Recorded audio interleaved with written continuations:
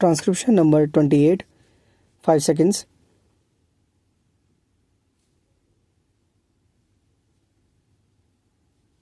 Start.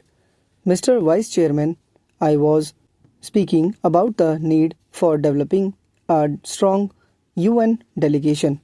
I wish that the Honorable Prime Minister would give his attention to this aspect of the matter, particularly in view of the fact that in the next decade or two, politics all over the world would take on a complex character, and it is necessary that men are trained from now on for taking part in international affairs. In the UK and the United States, such delegations are built with men who have wide knowledge of international affairs, and there should be other qualification for a man to be included in such a delegation.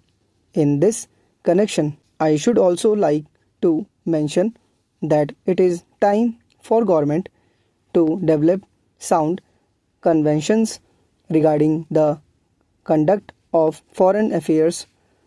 In the United States, they have accepted the principle of bipartisan consultation on important affairs of policy.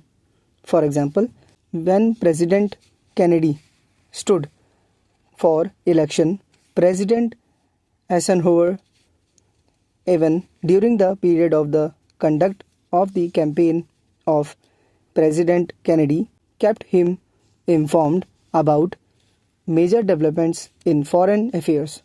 We have seen our government sending troops out of this country to the Congo and